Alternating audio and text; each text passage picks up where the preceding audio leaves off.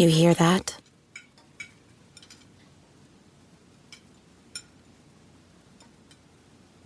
That's the awkward silence of a family dinner after you just got caught vaping. Most vapes contain high levels of nicotine and disappointment. Brought to you by The Real Cost and the FDA. This episode is brought to you by Kia's first three-row all-electric SUV, the Kia EV9, with available all-wheel drive and seating for up to 7 adults, with a 0 to 60 speed that thrills you 1 minute, and available reclining lounge seats that unwind you the next. Visit kia.com/EV9 to learn more. Ask your Kia dealer for availability. No system, no matter how advanced, can compensate for all driver error and or driving conditions. Always drive safely.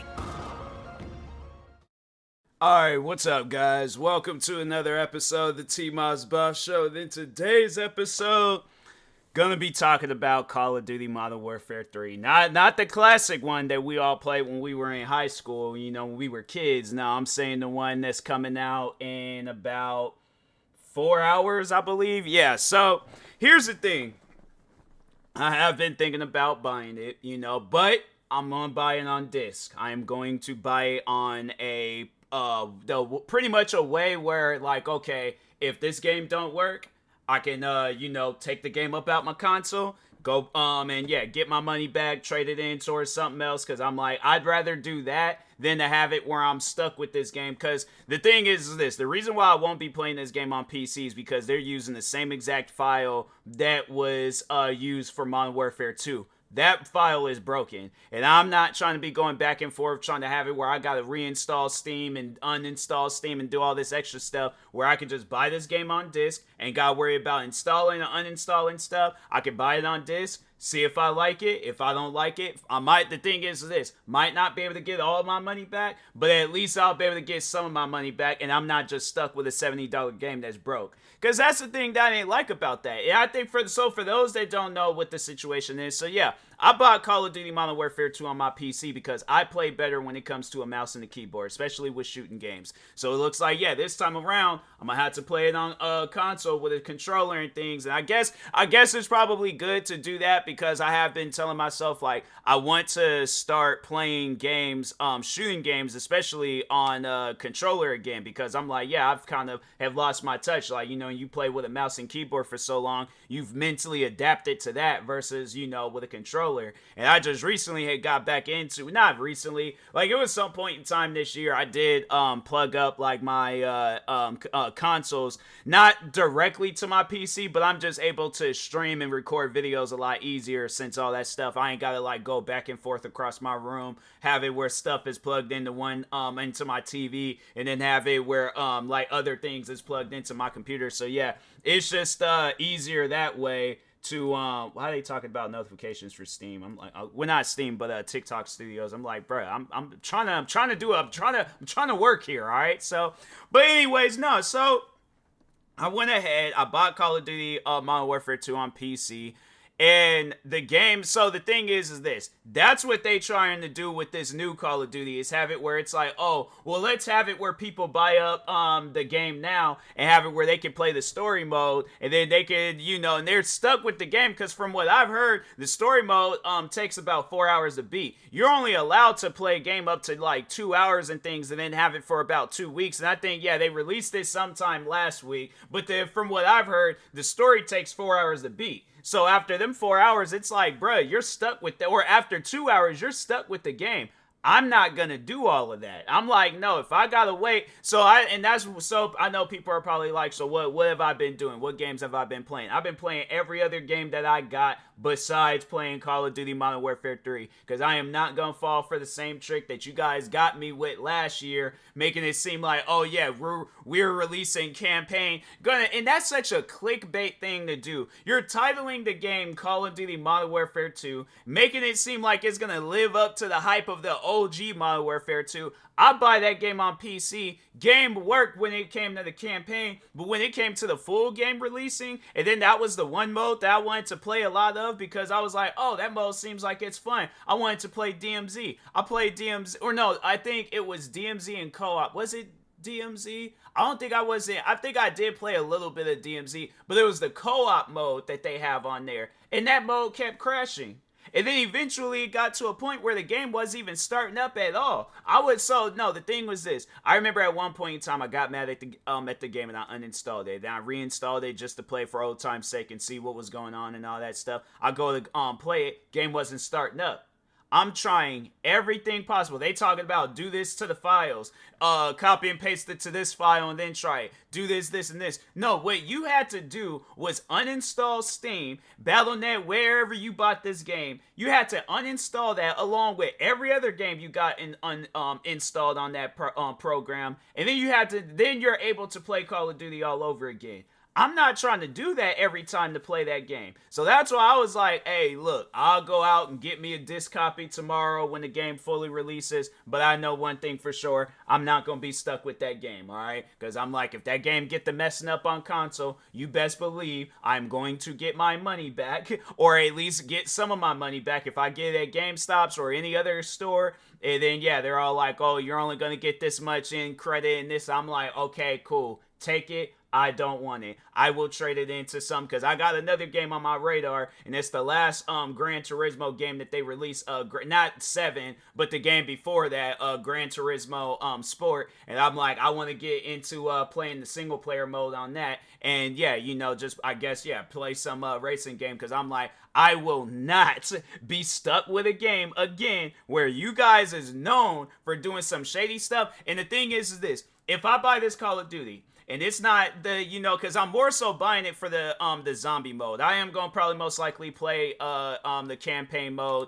and might play multiplayer and all that stuff. But I'm telling you right now, if I buy this game and this game ain't good and it's having issues and I'm having a horrible time playing it, this will officially be the last Call of Duty. Because the thing is this, I want to give this Call of Duty game a chance more so for the zombie mode. I'm like, people have been hyping up the zombie mode, been talking about that, and I'm like, okay, that more so has my attention. And if it had been some stuff where how they did with DMZ, where you could have played the zombie mode for free, fam, I wouldn't even have had to put no money in this game. But no, here's another thing. Microsoft buys this company, they buy Activision that's behind Call of Duty, and my thing is this. Why not just release the game on the Xbox Game Pass? So my thing is this. You guys, y'all ain't got to worry about so many people giving it a bad rating, because I think that's the main reason why people are giving this game a bad rating is that they're spending $70 for this game, and this game is broken. It's bad. It's not good. I'm not trying to spend $70 for a game that's broken, bad, and not good. I'm trying to purchase a $70 game that's good.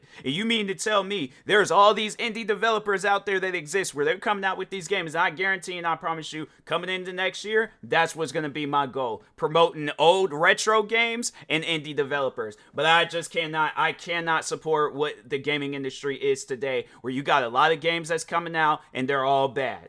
That's not cool, bruh. That's not cool. That I don't know. I can't remember how many games I bought this year. Testing out games, seeing how games are. And the crazy thing about it is that there was 2 games that were sent to me by developers. There was one game that was sent to me by a developer behind the Teardown game. And then there's this other game called Beyond Sunset. You mean to tell me indie developers are making better games than, because this Beyond, so Teardown, that's like this game where it's pretty much the most destructive game that you can play, but destructive in a good way, not destructive like you're gonna be mad playing this game. No, destruction in meaning like you can build yourself a whole like city, play as Godzilla and tear that whole city apart.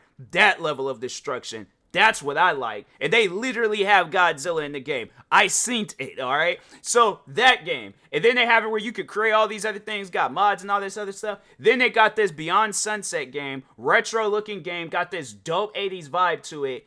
Amazing. Played that game last night, and I'm like, fam, I would have played more of it, but it was like 3 in the morning, and I'm like, nah, bro. If I continue playing this game, I'm gonna mess around and be playing it the whole night. And I'm like, I'm not trying to do that to myself. But it just trips me out that indie developers pay attention more to what gamers want than the higher developers. And it's like, fam, you guys are the reason, we're the reason why you guys exist today. And this is your way of paying us back, is by releasing 1-star, 2-star games that can't even get 5 stars. The only game, in my opinion, that deserves 5 stars that released this year is Spider-Man 2. That's the only game, in my opinion. Maybe 4 stars with the Crew Motorfest. Maybe 4 stars with Forza Motorsports. Debatable, but I'm saying like Spider-Man 2, in my opinion, best game that came out this year. The Crew Motorfest and Forza Motorsports, they are okay games, but it's games where it's like, okay, after you're done with it, there's like, you know, not really a whole lot of replay value. It's like the Crew Motorfest, they just got you, and I mean, some people, they can see the same thing with Spider-Man 2, but I'm like, I don't know, I guess like just with me playing so many different games this year where it's like they're, you know, not really all that good, but it's like, you know, but it's like okay, and then just downright bad games. My thing is this, I'm like, fam, Spider-Man 2, in my opinion, I'm like, that was like, the words can't describe how much I like that game, alright? That's gonna be one game I'm going to forever hype up. I don't care what nobody says, I don't care how people feel about that game. If you don't like that game, fam, you just suck at the game, and you should not be playing video games. But I honestly, that is a hill that I would die on. If people are trying to argue with me saying, oh, Call of Duty is by far much better than Spider-Man 2, what crack or what level of crack are you smoking? There's like different levels of it, but you have to be smoking as the strongest level of crack. If you think that Call of Duty, a game that hasn't gotten a 5-star rating since I was in high school, and that was over 10 years ago, bruh. You mean to tell me the last time they got a good rating was right before what was it? Let me just hold on for a second. Let me see what Call of Duty games they done released. Franchise, or just Call of Duty list of games. Okay, Call of Duty series. Alright. So the last Call of Duty game, in my opinion, that was probably the last best Call of Duty game that they released was Call of Duty Black Ops 2. When I hear things of, Call of Duty Ghosts, it didn't really live up to a whole lot of hype. And then that very next year, that's when they released Advanced Warfare. I did like Advanced Warfare. I had to say, probably in my opinion, that was a really good Call of Duty. And probably all to get, because that, I guess, like, more so speaking, like, console and all that stuff. Then I think, yeah, that, 25, because I can't remember when they exactly added Call of Duty, like, all the old Call of Duty games to PC. But Black Ops 3, now I have to say that probably might have been the last best Call of Duty, because at least with the PC version, it had mods. So that's probably the reason why I say, but you mean to tell me 2015, because after that, they released Infinite Warfare. We all know that didn't do good. And then they tried to sell along with the Modern Warfare 2. And I'm like, or not Modern Warfare 2, but Modern Warfare Remastered. And that was the only reason why, probably, if that game had remotely had any sales, that was the reason why it had any sales. But World War II, people didn't really hype up that Call of Duty. Black Ops 4 was good. I did play a lot of Black Ops 4. Modern Warfare will probably, like, open up the door, because that's when they're like, oh, well, now we got this new, it wasn't even really new, because they did have a Battle Royale mode in Black Ops 4, but they changed it and made it into Warzone. That was the only reason why Modern Warfare did good, is because of Warzone. Then you guys did Black Ops Cold War, didn't live up to Modern Warfare. Vanguard didn't even do good at all, and I'm like, fam, I would have rather sat down and play that than any other Call of Duty game that came, because Modern Warfare 2, sitting down and playing that game and having it where it's like that game is crashing on me, game can't even start up, that's on some stuff where I'm like, I don't know what you guys got going on, and I have no hope for Modern Warfare 3 when it releases later on tonight. So my thing is this, if people are going to be expecting me to play this game later on tonight, will not happen. Will not buy it on PC unless somebody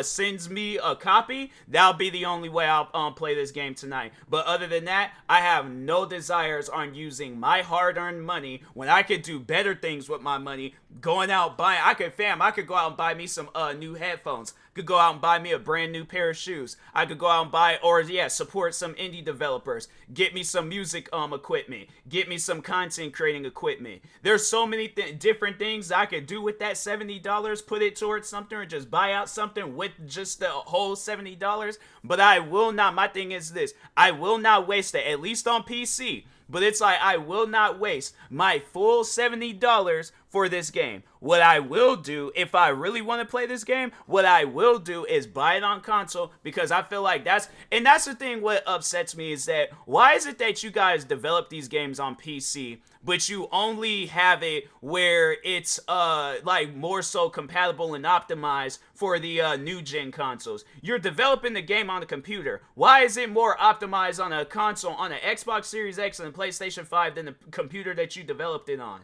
That don't make no sense to me. So I'm like, with Call of Duty, it's a hard maybe if I'll sit down and play that game for a long period of time. But if not, fam, you're going to be seeing a lot of Gran Turismo 7, other indie games, and y'all going to be seeing a lot more of me playing other games than Call of Duty. Because I'm like, I can't sit down and support a game if they're not going to do anything to give back to the fans that literally made Call of Duty into what it is today. Because my thing is this: get rid of all the fans. Do you think the people that's behind Call of Duty, do you think they will have the amount of people that's playing their game right now on Twitch, Kick, YouTube, TikTok? Do you think that if it wasn't for us supporting this game to the full maximum support we could have given this game back in like 10 years ago when the old Call of Duty games were releasing, do you think that if we wasn't there back then, where do you guys think Call of Duty would be at right now? I guarantee and I promise you, we wouldn't be knowing about no Modern Warfare.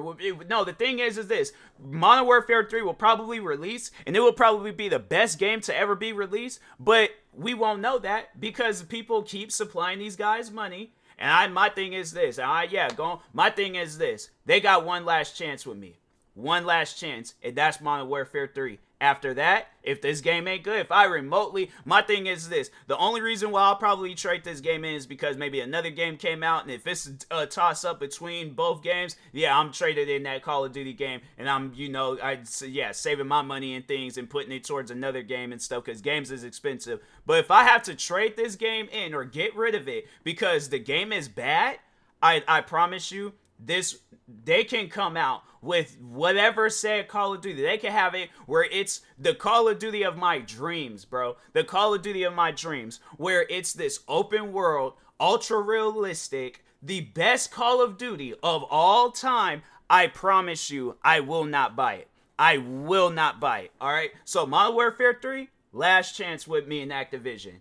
I guarantee and I promise you, last Call of Duty I will buy if this one is bad. All right. So anyways, and that being said, I will talk to y'all later. Thank you guys for watching and or listening. Stay tuned for the next episode. Make sure you like and subscribe if you're viewing this on YouTube. Make sure you follow or subscribe if you're viewing this on a podcast streaming service. Thank you guys for, and follow me across all social media platforms at TMossBoss. Thank you guys for watching and or listening, and peace.